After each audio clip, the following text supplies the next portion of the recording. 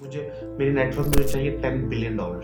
Toilet paper होता है उसको उतारे और यूं फेंक दें, दैट्स इट। मेरे लिए लॉ सूट वो है। ये मेरी जर्नी है 7-8 साल की। ये पॉलिटिशियन, कांग्रेस, सेनेट, कॉन्स्टेबल्स, शेरिफ्स, ये एक जर्नी है। Harris county, fort bend county, ये ऐसे नहीं मिल गया। ये मुझे मिला था back in 2022 presidential award Joe Biden ने दिया था मुझे मेरा कम्युनिटी वर्क के लिए। लेकिन वो एक है जो हमेशा मुझे याद रहेगी और मेरे दिल के बहुत करीब रहेगी कि कोविड जब आया था तो हम लोगों ने एम्बुलेंसेस फ्री कर दी थी। नबील शाइक जो मेरे बेस्ट फ्रेंड है वो बैक इन 2020 में इलेक्ट हुए थे, तो उन्होंने मुझे अपॉइंट किया था as adviser to the constable. सारी गेम ही उस चीज की है, how you look, how you present yourself, how you talk, that's it. अगर आप गए हैं कहीं पे मीटिंग है आपकी तो 80% आपका काम बन गया आपके अपीयरेंस। आखिरी गाना कौन सा सुना था? क्योंकि तुम ये बात भाभी को पता? ये भाभी के लिए सुना था ना? भाभी के लिए ये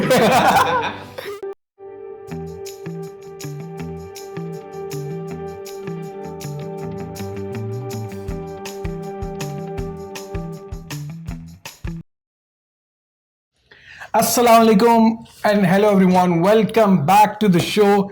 हम आ चुके हैं ह्यूस्टन और आपको पता है ह्यूस्टन बिजनेसमैन लोगों की वजह से जाना जाता है। बहुत से लोग हैं जो यहाँ ज़बरदस्त काम कर रहे हैं और आज हमने वो एक हीरा चुन लिया, हमें मिल गया। और बड़ा एक यंग शख्स है जिसने बेपनाह तरक्की की अपनी हेल्थ इंडस्ट्री के अंदर। उनकी बहुत सी कॉन्ट्रीब्यूशंस हैं टूवर्ड्स हेल्थ इंडस्ट्री, और खाली ह्यूस्टन के अंदर ही नहीं, पूरे यूएस के अंदर उन्होंने बहुत ज़्यादा मेडिकल फील्ड के अंदर काम किया। He is very young, very passionate, very energetic. और आज हम उनसे जानेंगे उनके बिजनेस के बारे में, उनकी ज़ाती ज़िंदगी के बारे में, और बल्कि उनसे सीखने की कोशिश करेंगे क्योंकि हम जवान लोग हैं। हम चाहते हैं हम इस तरह के फिगर्स फॉलो करें और उनसे सीखने की कोशिश करें। तो आज हम उनसे मिलेंगे, उनसे बातें करेंगे और मज़े मज़े के सवाल पूछेंगे ताकि हम उनसे सीख सकें। इर्तज़ा अली राना, अस्सलाम वालेकुम सर। वालेकुम सलाम, कैसे हैं काश भाई? ठीक ठाक, आप कैसे हैं भाई? अल्हम्दुलिल्लाह। सबसे पहले भाईजान thank you so much time देने के लिए। आपने अपना इतना कीमती वक्त में से टाइम निकाला और हमें दिया, हम इसके लिए आपके मशकूर हैं sir. Thank you for having me. नहीं, आपका इतना बड़ा नाम है माशाल्लाह, आपने मुझे टाइम दिया। भाई। ये आपने नाम अभी अभी बना दिया शायद इतना बड़ा था नहीं, लेकिन आपने बना दी। लेकिन वही बात आगे हम ऑफ एयर भी कर रहे थे कि बड़े लोगों की खूबी ये होती है कि वो अपने साथ हर शख्स को जो शख्स बैठा है उसको बड़ा महसूस कराते हैं। तो आप बड़े शख्स हैं, इसलिए आप हमें भी बड़ा महसूस करा रहे ये हैं। आपकी मोहब्बत है कि आप ऐसे कह रहे हैं, बहुत शुक्रिया। इर्तज़ा भाई, सबसे पहले मैं चलना चाहता हूँ उस इर्तज़ा की तरफ जिसको कोई नहीं जानता था, क्योंकि आप तो आपको पूरा यूएस जानते हैं, आप पॉलिटिक्स में भी बहुत इन्वॉल्व रहते हो, आप बहुत से बिजनेसेस करते रहते हो। उस इर्तज़ा के बारे में बात करते हैं जिसको कोई नहीं जानता था। वो लाहौर में पैदा हुआ और फिर उसने अपनी यकीनन स्कूल गया होगा कुछ, वो वहाँ से जर्नी स्टार्ट की और फिर वो यूएस मूव हुआ। तो पहले हम जो लाहौर वाला इर्तज़ा है जिसको कोई नहीं जानता था उसके बारे में बात करते हैं। थोड़ा सा उसके बारे में बताइए। भाईजान, लाहौर में पैदा हुए, लाहौर में स्कूलिंग की, कॉलेज किया। कभी सोचा नहीं था हम अमेरिका आएंगे। सही। वैसे ही ऑर्डिनरी एक फैमिली थी जहाँ से अब्बू मेहनत करके कमाते थे और बच्चे जो हैं पढ़ते थे, स्कूल जाते थे। तो उसी तरह जब कॉलेज में आए तो आईसीएस किया मैंने। उसके बाद पता लगा कि अब अमेरिका जाना है। अच्छा। नाना अबू यहाँ पे होते थे, उन्होंने अम्मी को बताया कि आप अमेरिका आएंगे। तो हालांकि कोई डिज़ायर नहीं थी, ख्वाहिश नहीं थी अमेरिका आने की, लेकिन फिर क्योंकि family go with the flow वाला सीन था, सही। तो अमेरिका फिर आ गए। अमेरिका आके मैंने यहाँ भी पढ़ाई की बिज़नेस में। उसके बाद जब आए थे यहाँ पे तो समझते थे वो जो होता नहीं है साहब के दरख्तों में पैसे लगे होते हैं। कहा जाता है कि भाई यूएस जाओ तो रोज बिल्कुल पैसे वो दरख्तों पे पैसे लगे होते हैं। Yeah. वो ज़हन में था कि यार अमेरिका जा रहे हैं, लाइफ डिफरेंट होगी, खुद पैसा आएगा, क्योंकि पहले तो चल के आएगा। पहले पॉकेट मनी मिलती थी अब्बू से एवरी मंथ। तो अब ये था कि we gonna be very rich, कुछ ऐसा जादू होगा, we gonna be very rich in few months. लेकिन ऐसा नहीं था। अमेरिका आए, फिर मेहनत की, पढ़ाई की, जॉब की एट द सेम टाइम। अच्छा, इससे पहले मैं अभी, क्योंकि यूएस के बारे में तो मैं ज़्यादातर बात करूंगा, अगर मैं पिछली ज़िंदगी की बात करूँ, और आप कॉलेज भी जाते थे, यकीनन शरारतें भी करते होंगे। कोई ऐसा कोई मज़े का कोई वाक़या याद है? कुछ कोई फ़नी इर्तज़ा ने कुछ हरकत की हो मज़े की? ऑनेस्टली बताऊं तो अब यकीनन मेरे अम्मी अबू भी ये बाद में इस पॉडकास्ट को देखेंगे, लेकिन मैंने स्कूल बंक बहुत किया, ओए होए होए, कॉलेज भी बहुत बंक किया। हाथ सोटो। तो बेसिकली लाइक बता के जाते थे। जब कॉलेज की स्कूल की ट्रांसपोर्टेशन लेने आती थी तब तो स्कूल ही जाना पड़ता था, लेकिन जब कॉलेज में आए फर्स्ट ईयर में, तो बेसिकली दोस्तों के साथ जाते थे तो बहुत बंक किया हमने, लेकिन बाद में उस चीज़ का रियलाइज़ किया कि नहीं, बंक नहीं करना चाहिए था, लेकिन मैंने बहुत बंक किए। अच्छा, एक चीज़ बताइएगा कि नॉर्मली हम लोग जब सिखाते हैं, अब ज़िंदगी के मुझे लगता है कि हर टाइम की एक बड़ी इंपॉर्टेंस है आपकी ज़िंदगी के अंदर, हर टाइम की कंट्रीब्यूशन है। उस ज़िंदगी ने कितना अहम रोल अदा किया आपकी बिजनेस इंडस्ट्री के अंदर? जब आप यकीनन जब आप सीखते हो, आप ट्रैवल करते हो, बंक करते हो, तो आप यकीनन कई दोस्तों के साथ गए होगे और इंसान बड़ा सीखता है। उसने कितना आपको हेल्प किया ऑनेस्टली प्रोफेशनल? उसने बहुत हेल्प किया, क्योंकि मैं बिलीव करता हूँ प्रैक्टिकल लाइफ पे। सही। ठीक है, मैं I don't go with the book. सही। ठीक है, बुक में जो लिखा होता है आप उसको रट्टा मार लेते हैं। सही। प्रैक्टिकल आप तब सीखते हैं जब आप उसको इम्प्लीमेंट करते हैं एज प्रैक्टिकल लाइफ, राइट। मैंने बहुत सीखा। जैसे कि मैं आपको एक बात कहूँगा कि networking is your net worth, right. तो बेसिकली मेरी नेटवर्किंग बैक देन शुरू हो गई थी जब मैं स्कूल बंक भी करता था, दोस्तों के साथ बाहर जाता था, तो वो बेसिकली वो यहाँ पे आके मैंने इम्प्लीमेंट किया उन चीज़ों को। मुझे लोगों से बात करना आई, मुझे स्ट्रीट स्मार्ट किया उस चीज़ ने, जो यहाँ पे मेरे काम आई है। That's beautiful. एक और चीज़ बताइएगा, यकीनन कॉलेजेस और यूनिवर्सिटीज़ का हम लोग कहते हैं कि बड़ा ज़्यादा कंट्रीब्यूशन होता है आपकी ज़िंदगी के ऊपर। बहुत से लोग हैं, जैसे वो भारत ने तो पीएचडी नहीं, बड़े कम लोग हैं जो इतना ज़्यादा पढ़ते हैं। आपके बकौल वो जो कॉलेज वाली ज़िंदगी है, वो यूनिवर्सिटी की ज़िंदगी है या जो स्कूल की ज़िंदगी है, वो कितना हेल्प करती है प्रैक्टिकल लाइफ के अंदर? देखिए, मैं कुछ लोगों को जानता हूँ जो पीएचडी हैं, डॉक्टर्स हैं, एमबीए किया हुए हैं, जिन्होंने उनके पास डबल डिग्रीज हैं। ठीक है, एक पाकिस्तान से, एक यहाँ पे अमेरिका आके, लेकिन उनको जॉब नहीं मिलती। ठीक है, अब वहाँ पे कुछ लैक है। वो लैक क्या है? Lack of a practical life और स्किल्स। बेसिकली आप जब तक किसी काम को खुद करेंगे नहीं, आपको नहीं आएगा। अगर मैं किसी गैस स्टेशन पे कोई बंदा खड़ा कर दूं फॉर एग्जांपल, ठीक है, मैं उसको अगर ओरली बताऊंगा हर चीज़, जुबानी बताऊंगा हर चीज़, या एक बुक पे यार किताबें लिख के दे दूं, उसको तब तक नहीं सीखेगा वो जब तक वो प्रैक्टिकली कैश रजिस्टर पे खड़ा नहीं होगा। और आपने ये पता है बड़ी प्यारी बात की, और मैं अक्सर ये इसका जिक्र भी करता हूँ कि नॉर्मली यकीनन कॉलेज यूनिवर्सिटीज़ बड़ी इंपॉर्टेंट हैं, वो आपको बड़ा एक्सपोजर देती हैं, आप लोगों में उठते बैठते बड़ी चीज़ें आपको सिखाती है। लेकिन जब हम बहुत से लोग लर्निंग को जोड़ लेते हैं कॉलेजेस के साथ और डिग्रीज के साथ, मुझे लगता है कि हर इंसान जो है वो पूरी ज़िंदगी हयात सीखता रहता है। और अगर आपको सीखने का एक्चुअली शौक हो तो आप सीखते ही रहते हो। आपके लिए आपकी, जैसे आप अभी बिजनेस कर रहे हो, मुझे पता है कि आप हर दिन कुछ ना कुछ सीखते हो। अब जैसे मैं जो काम कर रहा हूँ, मुझे पता है मैं बैठता हूँ आपके साथ, तो आप मेरे काम के बारे में चीज़ें पूछ रहे हो, मैं आपके बारे में पूछ रहा हूँ, तो वो इंसान हर दिन सीख रहा होता है। तो अक्सर हम लोग इसको जोड़ लेते हैं। इसके बारे में आप ऐसे क्या कहोगे? भाईजान, मेरे हिसाब से जो है वो शर्माना नहीं चाहिए। अगर मैं तो अपने एक छोटे बच्चे से भी सीखता हूँ। अगर कोई ऐसी बात है तो मैं बेशक सीखता हूँ, क्योंकि इंसान जब तक जिंदा है उसकी लर्निंग ख़त्म नहीं होनी चाहिए। ठीक है, हमेशा सीखना चाहिए। और बेसिकली ये सीखना ही जो है ना, सीख के ज़िंदगी का मजमूआ ये है, सीख के करना। मैं जब अमेरिका आया, मुझे भी किसी ने सिखाया था। मैं पहले दिन गैस स्टेशन पर खड़ा हुआ, मैंने सीखा तो मैं यहाँ तक पहुँचा हूँ ना। अगर वहाँ से मैं एक पैनी ना कमाता, पैनी से डॉलर ना बनता, ठीक है, डॉलर से $100 ना बनता, $100 से $1000 ना बनता, तो यहाँ तक नहीं पहुँच सकते। तो basically everything starts from learning. आप हम्बल हो गए, वो $1 मिलियन भूल गए, आप 1000 तक ही रुके। मैं सब समझ चुका हूँ। अच्छा, आप मुझे ये बताइएगा कि चले हम यूएस पे आ जाते हैं। आप पहले तो यूएस कब मूव हुए, और स्टार्ट में आके जो चंद एक स्टार्ट के जो साल होते हैं जो बड़े टफ होते हैं, जिसके बारे में बहुत कम लोग बात करते हैं, क्योंकि जब इंसान कामयाब हो जाता है ना, तो सारे जो आपकी कामयाबी है उस टाइम के बारे में तो सारे बात करते हैं, लेकिन जहाँ से शुरू हुआ वहाँ के बारे में लोग कम बात करते हैं।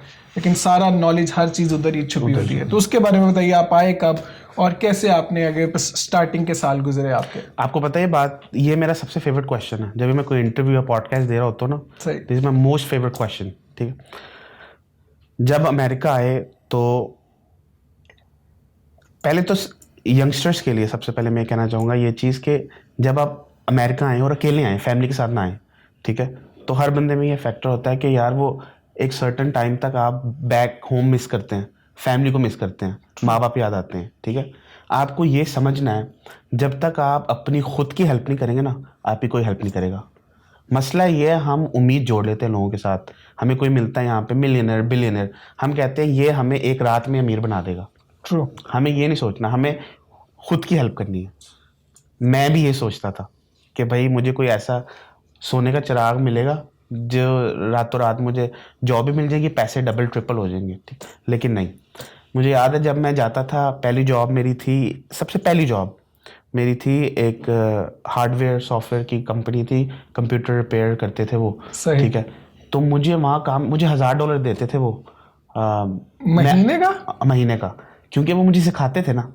और मैं लाइक 10 मिनट्स की वॉक होती थी वहाँ पे। जब मैं जाता था, जब मैं कोई लग्जरी कार गुजरते हुए देखता था ना, मैंने बैग पहना होता था पीछे, तो मैं कहता था एक दिन आएगा ये मेरे पास होगी गाड़ी। मैं उधर आपने ज्यादा हार्डवेयर से ज्यादा यही सीखा होगा कि भाई जुल्म ज्यादती नहीं होनी चाहिए क्योंकि जैसे $1000 महीने का मिल रहा है, आपने ज्यादा यही सीखा कि यार। लेकिन मैं आज भी उनका शुक्रिया अदा करता हूँ, जो मेरे पहले बॉस थे, ठीक है। आज भी मैं मिलता हूँ उनसे और मैं प्राउडली कहता हूँ, मैं उनको थैंक यू बोलता हूँ इस बारे में कि चलो वो मुझे सिखाने के पैसे देते थे, वो स्किल वाली बात आ गई, स्किल्ड ऑन अनस्किल्ड वाली, राइट। तो वो मुझे सिखाते भी थे और पैसे भी देते थे, तो that's a good thing. मैं हमेशा याद रखूंगा उनको। नहीं, that's a good thing to say, और ये अच्छा एक पर्सपेक्टिव है जब आप ऐसे बात करते हो। और कभी ऐसा हुआ कि जैसे बहुत से लोग हैं वो अपने जो बॉसेस होते हैं उनसे ज़्यादा अमीर हो जाते हैं, उनसे ज़्यादा अकम्पलिश हो जाते हैं, तो वो फीलिंग आ जाती है जब आप उनसे मिलते हो, अक्सर लोग एरोगेंट भी हो जाते हैं, तो आपका वो इंटरेक्शन कैसा था? भाईजान, मेरे हिसाब से अगर जो बंदा नीचे से ऊपर आया हो ना, अगर वो एरोगेंट हो रहा है तो वो फेक है, ठीक है। बिकॉज मैं नहीं मानता कि उसके बंदे के अंदर एरोगेंस आ सकता है। जो बंदा नीचे से, जिसने वो देखी है नीचे हार्ड वर्किंग स्ट्रगल, ठीक है, और उसने वो हार्ड टाइम देखा है यहाँ पे, तो अगर वो एरोगेंस हो रहा है तो दैट्स फेक, ठीक है। मेरे हिसाब से आपको हमेशा मशकूर रहना चाहिए, 100%। हम्बल रहना चाहिए सर्टन जगहों पे। अच्छा, उसको एरोगेंस नहीं कहते, आपके लेवल ऑफ एटीट्यूड होते हैं, ठीक है। आप कुछ जगहों पे ऐसे बैठते हैं जहाँ पे आपको वो एटीट्यूड मेंटेन रखना पड़ता है। अगर आप वो एटीट्यूड मेंटेन नहीं रखेंगे ना, तो आपका डाउनफॉल स्टार्ट है। तो बेसिकली जिस तरह बिजनेस डील्स हो गई, you have to carry that aura, जहाँ पे आप उस एटीट्यूड को मेंटेन रखें। हाँ, जहाँ पे जिसको आप सालों से जानते हैं, जिसने आपका वो टाइम देखा है, उसके सामने अगर आप एरोगेंस होते हैं तो वो it doesn't make any sense. अच्छा, ये आपने बड़ी प्यारी बात की, और आई गेस कि आपने बड़ा अच्छा सा मीनिंग समझाया, क्योंकि नॉर्मली जब आप तरक्की कर रहे होते हो तो आप यकीनन आपकी मसरूफियत भी बढ़ जाती है, आप डिफरेंट स्टेजेस हैं लाइफ की, और आपको ज़्यादा मेहनत करना पड़ती है। तो बहुत से आपके पुराने दोस्त या रिश्तेदारियाँ ऐसे लोग समझते हैं कि शायद आप अब एरोगेंट हो, आप उनसे बात नहीं करते हैं, सही से बात नहीं करते। तो आई गेस ये ज़्यादा ये होता है कि आपके पास टाइम कंपैरेटिवली कम है, या आप उतने ज़्यादा अवेलेबल नहीं हो जितने पहले थे। और क्योंकि बिजनेसमैन तो 24/7 उसका दिमाग चल रहा है, सोच रहा है, वो ऑक्यूपाइड रहता है, तो आई गेस वो ज़्यादा ऑक्यूपाइड रहता है और वो उस स्टेज के ऊपर है, इसलिए वो एरोगेंस कंपैरेटिवली कम ही है और लोग उसको देखते एरोगेंस की तरह। जी। अच्छा, जैसे चले आपने बड़ी प्यारी बात की कि इंसान को हमेशा शुक्र करना चाहिए और ग्रेटफुल रहना चाहिए, और ये कहना तो आसान है, करना बड़ा मुश्किल है। और आप अपने आप को कैसे हम्बल रखते हो? भाईजान, हम्बल रखने का सबसे बेस्ट तरीका ये है कि of course there are big fishes in the sea, right. हमसे भी पहले लोग आए होंगे यहाँ पे, they have a lot of money, they have a lot of businesses, they have more influence than we do, right. तो बेसिकली आपसे जो नीचे, आप उसको देखें। सही। ये मेरी अम्मी ने मुझे बताया था, ठीक है। मेरी अम्मी ने कहा था कि आपसे जो नीचे है उनको देखो, कहाँ से स्टार्ट किया है, कहाँ चल रहे हो और कहाँ पहुँचोगे। ये 3 चीज़ें याद रखनी चाहिए। तो अगर आपको आपसे नीचे बंदा याद है ना, क्या पता वो बंदा 15 घंटे काम करके घर जा रहा है। हमारा काम क्या है, हम सुबह ऑफिस आते हैं 9 बजे और 2 बजे घर चले जाते हैं। तो हमेशा अपने से नीचे बंदे को देखें। और इसमें एडिशन ये है कि मैंने भी कहीं सुना था या पढ़ा था कि अपने से नीचे वाले को देखें, इखलाक में अपने से हमेशा ऊपर वाले को देखें। तो वो आप एज ए कैरेक्टर डेवलपमेंट भी साथ साथ कर रहे हो, तो आप सीख रहे हो। तो ये सीखा है मैंने आज ना, अब मैं नेक्स्ट टाइम बोलूंगा तो मुकम्मल बोलूंगा ये। चले, बड़ी मेहरबानी आपकी। अच्छा इर्तज़ा भाई, ये तो हो गया, हम फलसफा तो चलता ही रहेगा। अगर हम आपके कारोबार के बारे में बात करें कि थोड़ी सी अपनी जर्नी को 2 साल के बाद लेके चले, जैसे आपने जॉब किया उसके बाद आपने क्या क्या किया और इस कारोबार का आगाज़ कहाँ से किया? क्या आपको ये विरासत में मिला? क्योंकि नॉर्मली तो लोगों को बाप दादा से काफ़ी अरबों रुपए मिल जाते हैं, आपको भी मिले थे? भाईजान, विरासत में सिर्फ एक ही चीज़ मिलती है। क्या? मैनर्स, ठीक है, मैनर्स मिलते हैं आपके बाप दादा के, फिर आपके वालिदैन जो आपको सिखाते हैं, ठीक है, विरासत में और कुछ नहीं मिलता, ठीक है आपको। नहीं, कई लोगों को मैं देखा काफी कुछ मिलता अच्छा, है उसके अलावा भी। वो फिर फॉर ग्रांटेड लेते हैं चीज़ों को, फिर सही। उनके एटीट्यूड और उनके इखलाक भी डिफरेंट होते हैं, सही। राइट। तो बेसिकली अच्छी बात है कि विरासत में ये इस तरह की मटेरियलिस्टिक चीज़ें ना मिलें, तो बेहतर है, अपने पैरों पे खुद खड़ा होना चाहिए। सही। मैंने तो यही सीखा और मैं आगे लोगों को भी यही बात सिखाता हूँ। तो बेसिकली बिजनेस जो है मैंने बैक इन 7-8 साल पहले स्टार्ट किया था, ये सही। एम्बुलेंस का बिजनेस। तो 2 किस्म की एम्बुलेंसेज होती हैं, ये मैंने बाकी इंटरव्यूज़ में बताया। एक होती है नॉन इमरजेंसी, एक होती है इमरजेंसी। इमरजेंसी वो होती है जो आप 911 पे कॉल करते हैं, कोई इंसिडेंट होता है, पुलिस को कॉल करते हैं, तो पुलिस आके डिस्पैच करती है एम्बुलेंस से। सही। एक होती है नॉन इमरजेंसी, जो आपको डिस्चार्ज कॉल्स आई हैं hospital, it's the same thing. सही। एम्बुलेंस सेम है, पैरामेडिक सेम है, ambulatory, wheelchair, stretcher, paramedics, everything is same. सही। बस ये नॉन इमरजेंसी का डिफरेंस होता है। सही। तो वो मैंने स्टार्ट किया था, एक मेरे दोस्त थे डॉक्टर साहब बैक इन इंडिया, तो उनसे मेरी दोस्ती हुई, तो उन्होंने कहा कुछ स्टार्ट करते हैं मिलके, तो वो मैंने सही। स्टार्ट किया।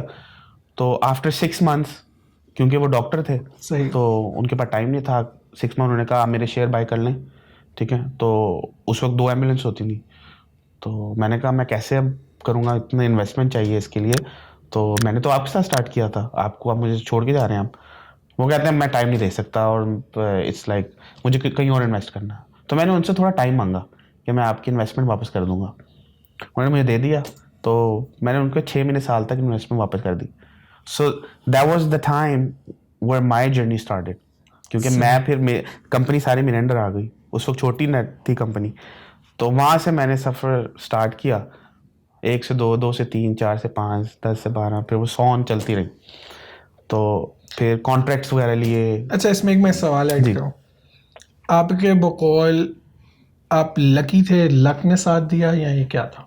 लक ने साथ दिया, लेकिन मेहनत भी बहुत थी। अगर मैं आपको ये बात बताऊं, और लिटरली कभी मैं जब ये बात सोचता हूँ ना, तो मुझे अपने ऊपर प्राउड होता है, ठीक है, इस बात पे। और मैं ये खुशी से बताता हूँ लोगों को ये बात। मेरी नाइट जॉब करता था गैस स्टेशन में एज अ कैशियर। 7 बजे जॉब स्टार्ट होती थी शाम को, 7 बजे से लेकर सुबह 7 बजे तक 12 घंटे। सही। फर्स्ट एम्बुलेंस, क्योंकि मैं खुद भी पैरामेडिक हूँ, फर्स्ट एम्बुलेंस में पार करता था गैस स्टेशन में, तो 9 बजे फर्स्ट पेशेंट लेता था मेरा फेलो पैरामेडिक के साथ, और फिर 4-5 बजे तक वो काम चलता था। 1 या 2 घंटे होते थे सोने के। मैंने 5 साल इस तरह मेहनत की है, ठीक है, 4 या 5 साल मेहनत की ऐसे। उसके बाद जाके खुदा ने फल दिखाया, फल दिया, ठीक है, और चीज़ें एक्सेल होती रही बिजनेस में। अच्छा, वैसे यार ये बड़ी खूबसूरत बात है कि नॉर्मली जैसे मैंने अपना ही जो सवाल पूछा, अगर मैं उसके काउंटर में बात करूं, अब एक इंसिडेंट जिस पे हम कह सकते हैं कि आप लकी थे, लोग बहुत कम है जो उसके पीछे जो हार्डवर्क हुआ हुआ है लोग उसको देखें।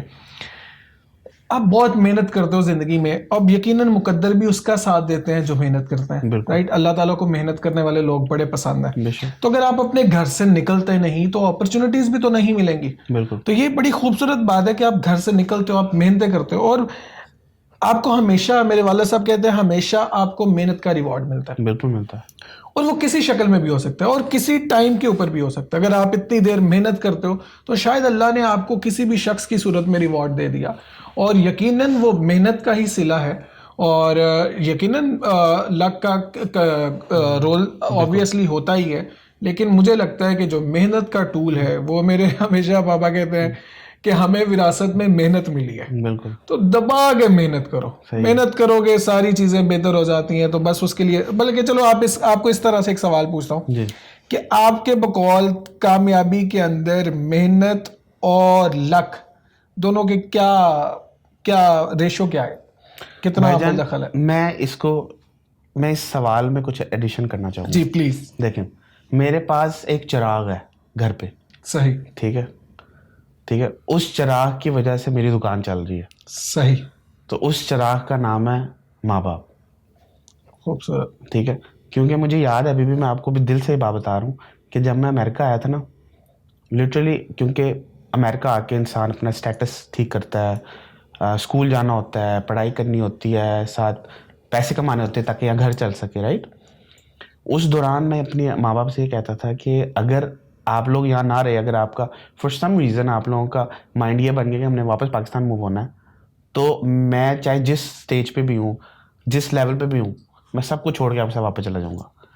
आई थिंक ये बात अल्लाह ताला को बहुत पसंद आई है कि ये हर चीज़ छोड़ के, अच्छा काम, वो लोग ब्लेस्ड हैं जिनके माँ बाप यहाँ पे उनके साथ रहते हैं, ठीक है, क्योंकि आप किसी परेशानी में है, ये बात मेरे दिल पे लग गई। अल्लाह ताला आपके लिए भाईजान आसानियाँ पैदा करे। मेरी माँ भी आपकी माँ है, आपके लिए दुआएं। यकीन है। तो लेकिन ये आपने बड़ी खूबसूरत बात की और मैं इसमें एडिशन कर रहा हूँ कि अब अल्लाह ताला ने अपनी खुशी को और ना खुशी को वालदैन के साथ एसोसिएट किया डायरेक्टली कि अगर किसी शख्स से उसके वालदैन राज़ी हैं तो अल्लाह उनसे राज़ी है, बिल्कुल, और अगर वालदैन नाराज़ हैं तो अल्लाह उनसे नाराज़ है। तो ये आपने बड़ी वो खूबसूरत था ना कि रसूल पाक सल्लल्लाहु अलैहि वसल्लम के पास एक औरत आई और उन्होंने कहा कि या रसूल अल्लाह, मेरा बच्चा बिस्तरे मर्ग पे है और उसकी जान नहीं निकल रही।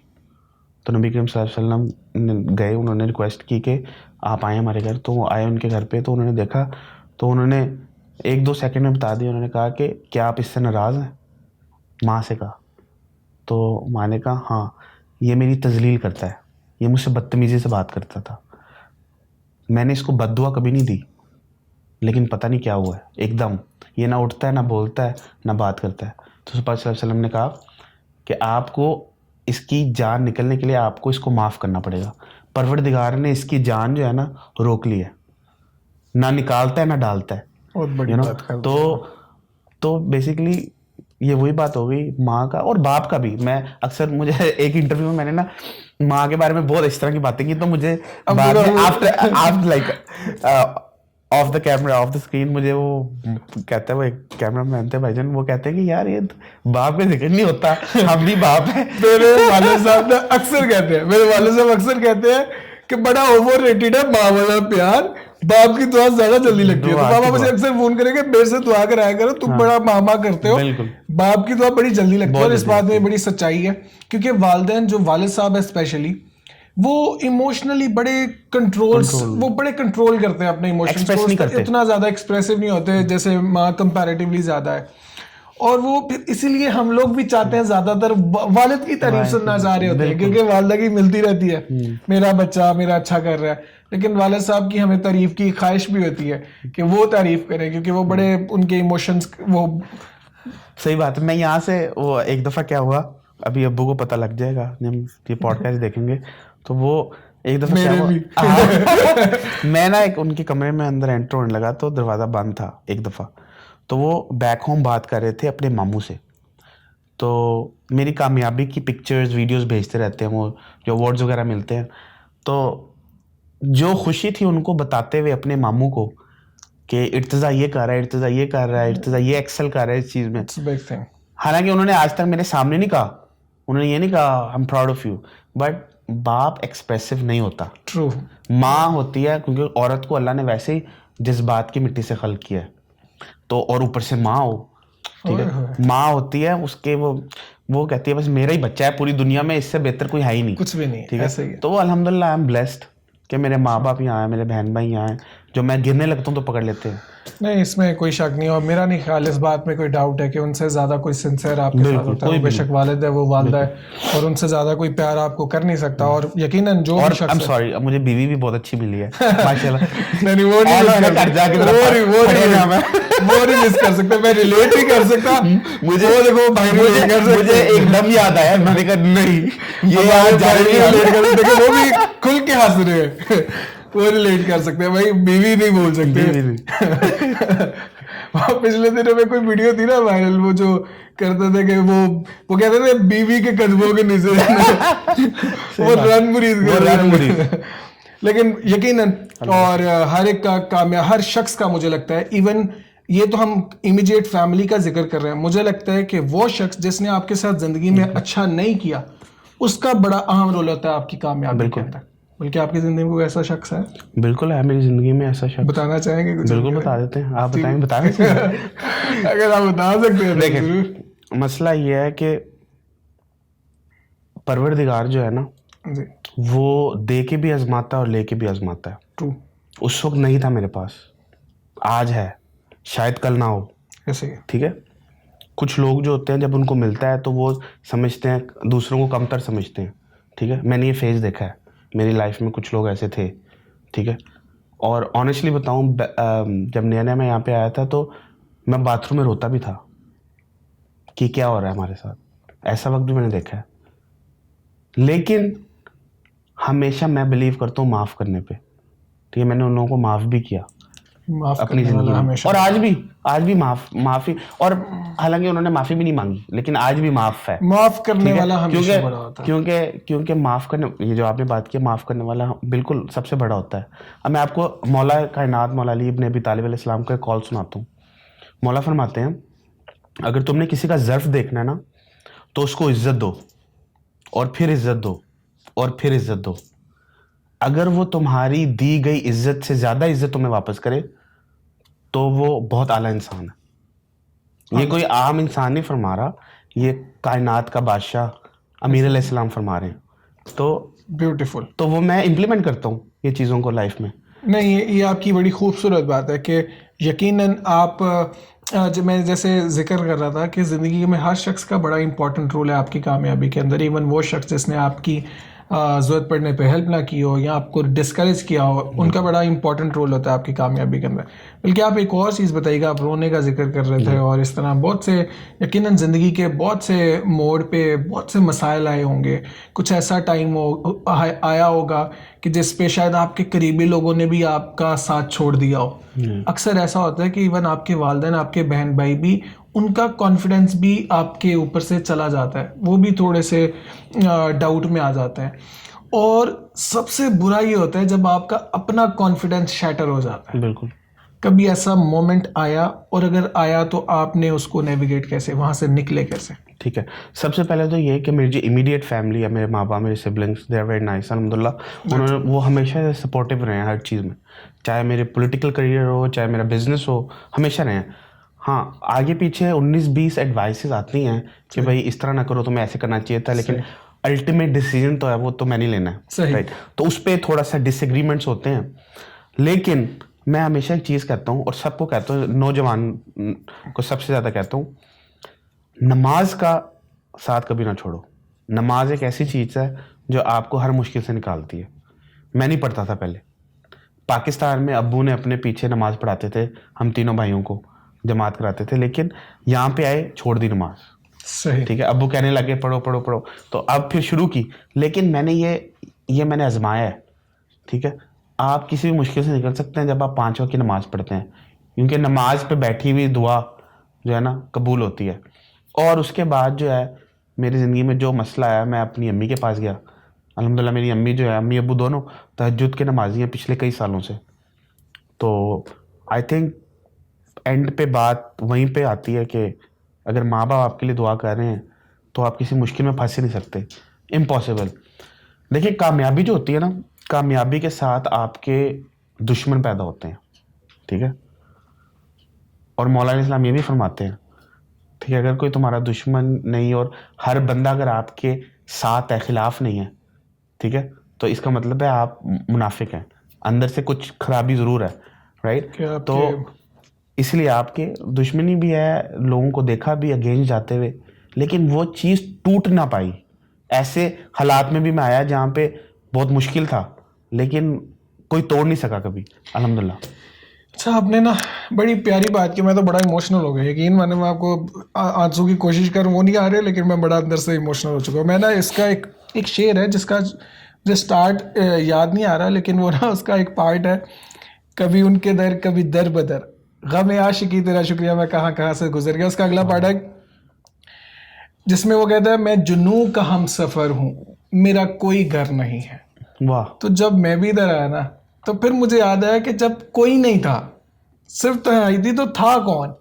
तो फिर याद आता है कि सिर्फ खुदा ही था। क्या सच्ची बात है, बात यह क्या है बात कि आपको यहाँ आके एहसास होता है जब आप तन्हाई के अंदर और आपको अपने बुरे वक्त के अंदर, इसलिए मैं बुरे वक्त को बड़ा अप्रिशिएट करता हूँ। मुझे लगता है कि आप जिंदगी में सबसे ज्यादा अपने बुरे वक्त में सीखते हो। बिल्कुल। अच्छा टाइम कुछ नहीं सिखाता, अच्छे टाइम में आप सिर्फ, बल्कि आपके अंदर बड़ी एरोगेंस है, आपको लगता है मैं ही मैं हूँ। अब आप मुझसे पूछोगे तो मैं कहूंगा कि मैं कुछ भी नहीं हूँ, जो भी था ये अल्लाह ताला की देन है। और I have been very grateful to people, my family specially, जिन्होंने जो दुआ करते हैं, जो सपोर्ट करते हैं, और इवन जो वो लोग जो आपके लिए नेक ख्वाहिश नहीं भी रखते, उनका भी बेहद शुक्रिया। अच्छा, जैसे हमने बुरे वक्त की बात की, और यकीनन आपके बिजनेस इस पूरे जर्नी के अंदर बहुत सा आपकी अकम्पलिशमेंट भी होंगी, एज एन इंडिविजुअल भी और बिजनेस की भी, कुछ उसके बारे में जिक्र करना चाहेंगे? वैसे तो बहुत है, लेकिन वो एक है जो हमेशा मुझे याद रहेगी और मेरे दिल के बहुत करीब रहेगी, कि कोविड जब आया था तो हम लोगों ने एम्बुलेंसेस फ्री कर दी थी। इंश्योरेंस कंपनी से ऑथराइजेशन भी नहीं मिल रही थी क्योंकि वो टफ टाइम चल रहा था सारा। सही। तो हमने काफ़ी लोगों को एम्बुलेंस काफ़ी महीनों के लिए फ्री रखी थी। सही। तो वो हमेशा मुझे याद रहेगा कि हमने लोगों के लिए काम किया था। That's beautiful. और इनके बारे में भी कुछ, ये भी अचीवमेंट्स ही लग रही हैं। हाँ इनके बारे में जी, भी ये कुछ मुझे लिखा। मिला था back in 2022, presidential award Joe Biden ने दिया था मुझे मेरा कम्युनिटी वर्क के लिए। और ये जो है ये मेरे दिल के बहुत करीब है। वैसे तो इस टाइम मेरे ज्यादा करीब है। तो ये बेसिकली नबील शाइक जो मेरे बेस्ट फ्रेंड है, वो बैक इन 2020 में इलेक्ट हुए थे। तो उन्होंने मुझे अपॉइंट किया था as adviser to the constable. सही। तो मेरा काम था बोर्ड रन करना in between the chief and the constable.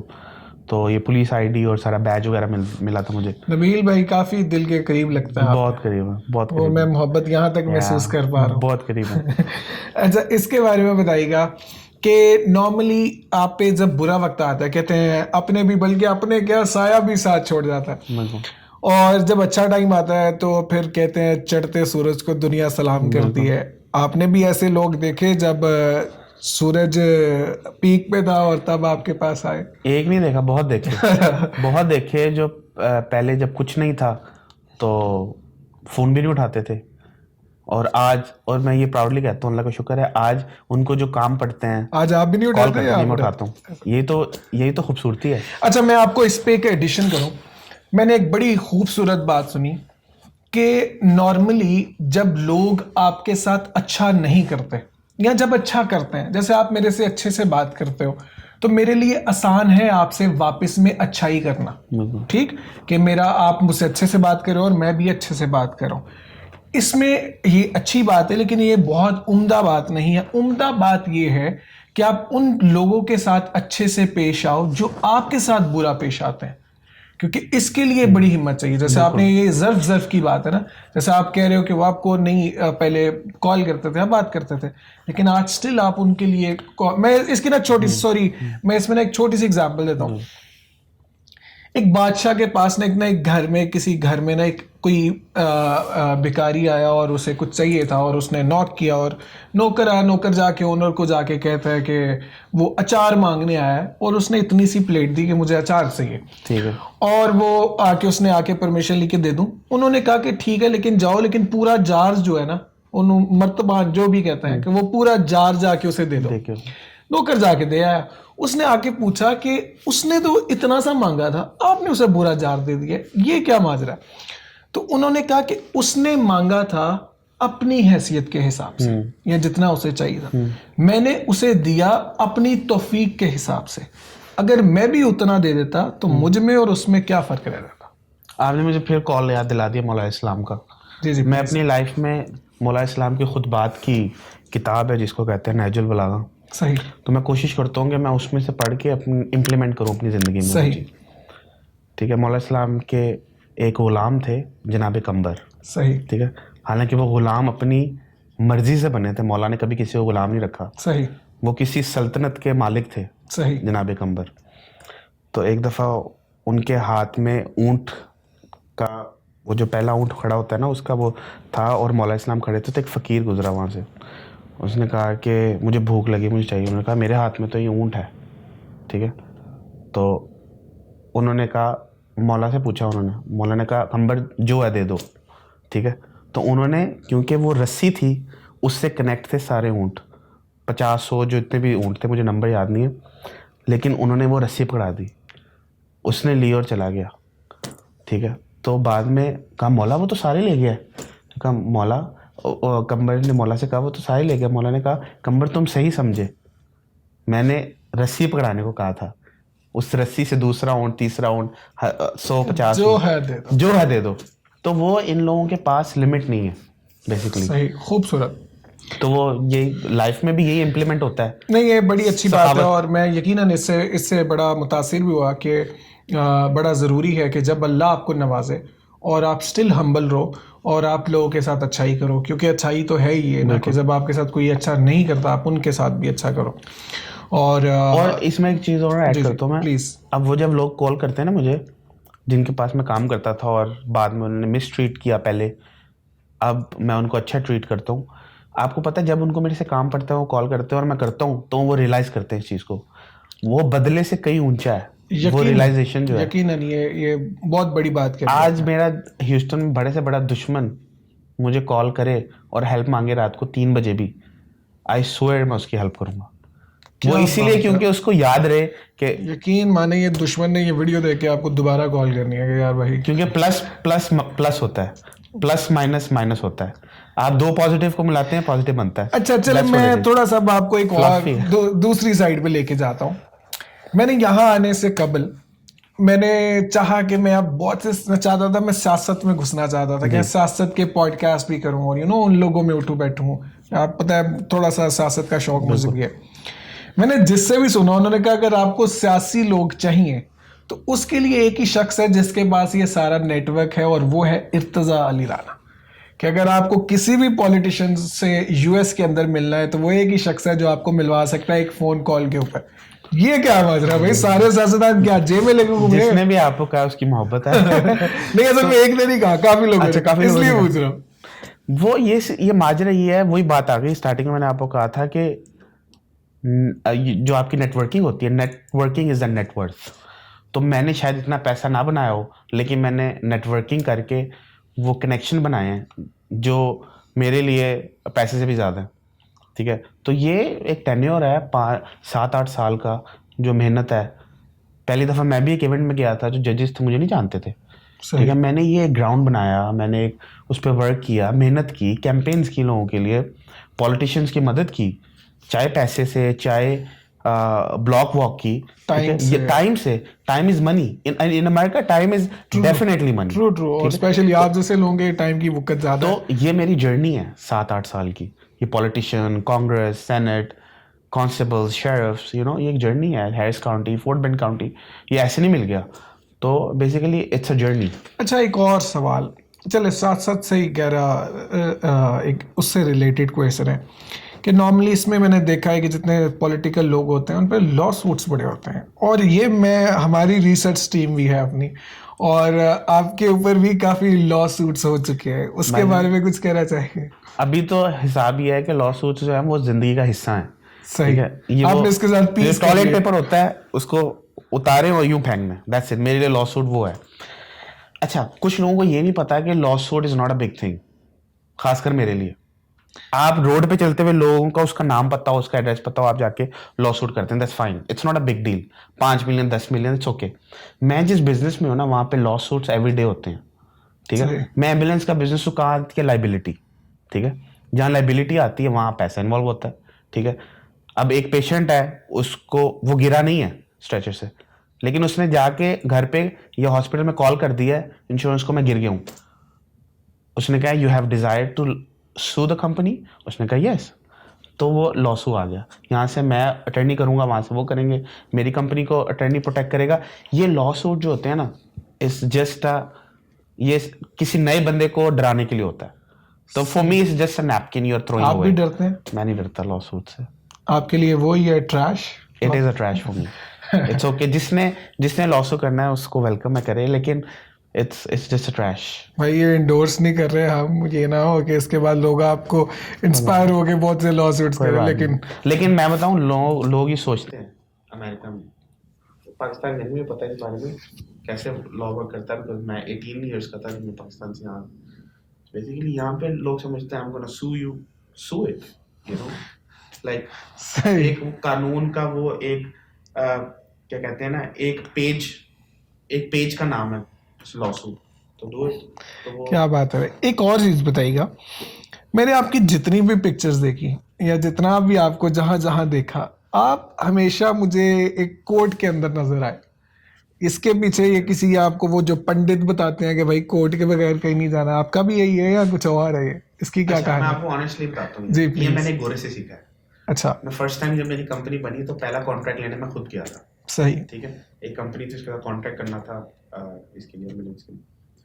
मैंने क्या किया, मैंने टी शर्ट पहनी और मैंने एक वो टी शर्ट बनाई थी, यहाँ पे लोगो लगाया था अपनी कंपनी का, सही। सेहत एम्बुलेंस का, और ऊपर मैंने कोट पहन लिया और बाल अच्छे बना लिए और फुल वो गुड लुकिंग अपनी तरफ से बन के मैं गया वहाँ सही। पे। तो वहाँ पे उसकी रिसेप्शनिस्ट थी, मैंने उसे कहा मीटिंग विद मिस्टर ब्रायन, तो उसने मुझे कॉन्फ्रेंस रूम में बिठा दिया। अच्छा, ब्रायन जो था ना, वो he was the director for the company, जो थी, ही वाजंट द सीईओ। वो आया तो उसने जो है ना टी शर्ट पहनी थी आम सी, और आया और मुझसे मिला, आगे मुझसे how you doing and everything. And में जब हमारी बात हुई 15-20 मिनट्स के बाद, मुझे कहता है, I must say one thing, you are not that successful in the business, मैंने आपसे भी बड़े जो बागड़ बिल्ले होते हैं उनसे डील किया है, मेरे पास यहाँ पे आते हैं लोग कॉन्ट्रैक्ट साइन करने, लेकिन I like your dressing, I like the sense of dressing, and I like that कि आपने लोगो बनाया हुआ है अपनी कंपनी का। और अच्छा, उस दिन मैंने सीखा, मैंने कहा मैन, ये तो द गेम जो है ना, सारी गेम ही उस चीज की है, how you look, how you present yourself, how you talk, that's it.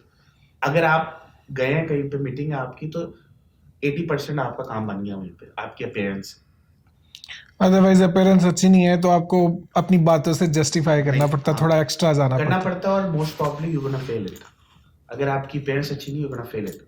मैं किसी से मीटिंग करने, बिजनेस मीटिंग में, आज तक टी शर्ट में नहीं गया। अगर टी शर्ट पहनी भी तो ऊपर कोट पहना, क्योंकि you have to look, you are the CEO of the company. या you have to look that you are CEO. आपका पेरेंट्स बोलना चाहिए कि यू आर समथिंग, तो इस पे बिलीव रखा है हमेशा। जो ड्रेसिंग यकीन माने, ये मैंने आपसे इतना सीखा है। सुबह मैं कोट नए ऑर्डर कर रहा हूँ मैं सुबह से कोट में आपको नजर आऊंगा यकीनन। इर्तज़ा भाई, जितने मेरे पास सवाल थे ना, यकीन माने मुझे लगता है कि आपकी जितनी स्टोरी है, जिस तरह की स्टोरी है, कम से कम हमें 8-10 पॉडकास्ट, मुझे आप एक स्पेशल सीरीज स्टार्ट करनी पड़ेगी, पॉडकास्ट विद इर्तज़ा, या जो भी नाम हम नया सा सोच लेते हैं। लेकिन टाइम की कमी है और उस वजह से हम इसको थोड़ा सा वाइंड अप की तरफ लेके जाते हैं। उससे पहले मेरे पास एक है रैपिड फायर। आपने जरा ऐसे करके जवाब देना है, फटक से जो आपके मुंह में आए वो आप बोल दीजिएगा प्लीज। और सवाल हमारे पास हैं जी, टी और कॉफी, अर्ली बर्ड और नाइट ओल, फेवरेट पाकिस्तानी डिश? यस, कढ़ाई, चिकन कढ़ाई, राइट। आखिरी गाना कौन सा सुना था आपने? क्योंकि तुम ही ओए ओए ओए ओए ओए, ये बात भाभी को पता है? ये भाभी के लिए सुना था ना? भाभी के लिए। इंस्टाग्राम और ट्विटर, माउंटेन्स और beaches? Mountain. One word that describes Irtaza Ali Rana? Loyalty. अब पता है, मैं भी यही बोलने वाला था आपके लिए। 100% फर्स्ट जॉब एवर? सॉफ्टवेयर। आओ जी। A book that change your perspective? Natural बलागो। ये मुझे पढ़नी पड़ेगी वैसे। Dream travel destination? मालदीव्स। ये मैं एक ऐड करने लगा हूं। आपकी इंस्पिरेशन? इंस्पिरेशन। यार देख रहा, टफ कर रही है यार, देख रहा। मेरी इंस्पिरेशन जो है ना, अब वो मसला ये है कि जो बात हो रही है ना, वो ज्यादातर रिलीजन की तरफ जा रही है। मेरी इंस्पिरेशन जो है वो मौला का नाम। अच्छा, वो यकीनन मैं उस बात से कोई डिनाई नहीं कर सकता, वो मुझे आपकी बातों से नजर आ गया कि आप कितना इश्क करते हैं। एक आजकल के दौर के अंदर भी कोई ऐसा शख्स मेंटोर नहीं है, या कोई ऐसा शख्स जो आपको इंस्पायर, जिससे आपने बहुत सीखा हो, वो कोई भी, कोई हीरो हो सकता है या कोई। मैं आपको बता देता हूँ जी। क्यों मेंटोर नहीं है। जी। मेरे मेंटोर थे राइट। फिर उन्होंने भी कुछ ऐसी चीजें की, मेरा मेंटोरशिप से एतमादी, क्योंकि इंसान है ना। सही। मैं सर्टेन चीजें की, तो मेरा मेंटोर नहीं। मैं अमेरिका आया था, मेरा मेंटोर था। I don't want to take names but मेरा था मेंटोर, सही। लेकिन उसके बाद मैंने गिव अप कर दिया। मेंटोर बनाओ तो सिर्फ उसको बनाओ जो मासूम हो। ओए होए होए। अच्छा, ये मैं एक और ऐड करने लगा हूँ, ह्यूस्टन या न्यूयॉर्क? ह्यूस्टन जान। कम ऑन भाई, ये मुझे ह्यूस्टन- पसंद नहीं आया आपका ह्यूस्टन जवाब। जान है, मैं ह्यूस्टन एक्सपेक्ट कर रहा था, ये गलत बात है, आपको न्यूयॉर्क भी आके रहना पड़ेगा भाई। न्यूयॉर्क में गया हूँ मतलब ये मैं 5-6 आपका पर्सपेक्टिव चेंज करूंगा। वैसे ह्यूस्टन पसंद है ह्यूस्टन। अच्छा, ह्यूस्टन क्यों कहा मैं इसको जी, जी, जस्टिफाई कर please। सकता हूँ। डाइवर्सिटी, ठीक है, अगर आपने, और हर चीज अच्छी है, अकोमोडेशन, और यहाँ पे हर चीज रीजनेबल है, हाँ, ये बात सही है, affordable, it's very affordable. Affordable है हर चीज। मतलब कि अगर आप नए आए ना, you don't have to work as harder than New York. I get it. यहाँ पे आपको मिल जाता है। अच्छा, एक सवाल भाई रैपिड फायर हो चुका है। एक सवाल जो मैं अपने हर गेस्ट से पूछता हूँ, और वो ये है कि आपके लिए कामयाबी क्या है? मेरे लिए कामयाबी अनलिमिटेड चीज का नाम है। जहाँ पे लिमिट आ गई, if I give you a number, for example, कामयाबी अगर मैं कहूँ, मुझे मेरी नेटवर्थ मुझे चाहिए $10 बिलियन, ठीक है, वो मेरी कामयाबी नहीं है, क्योंकि मैंने लिमिट बता दी आपको। Anything you get unlimited is success.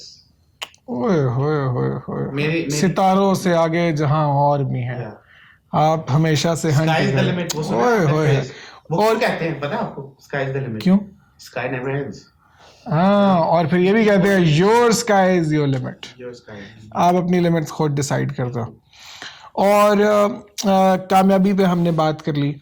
रज़ा भाई, बड़ा मुश्किल टाइम आ चुका है जिसमें हमें रैप अप करना पड़ता है। दिल तो कह रहा है आपसे बातें करते रहें, लेकिन रैप अप करने का टाइम है। और thank you so much once again, आपने टाइम दिया और हम आपके मशकूर हैं। मैंने आपसे बहुत सीखा, मुझे यकीन है लोगों ने भी आपसे बहुत सीखा होगा। थैंक यू सो मच भाई। Thank you for having me भाईजान, अप्रिशिएट यू। और इंशाल्लाह हम आने वाले दिनों में कुछ ना कुछ जरूर। इंटरेस्टिंग करते रहेंगे। और thank you so much for watching guys. Comment ज़रूर कीजिएगा, आपको कुछ पसंद आता है, और नहीं भी पसंद आता ज़रूर हमें अपनी राय से आगाह कीजिएगा, ताकि हम उस पर काम कर सकें।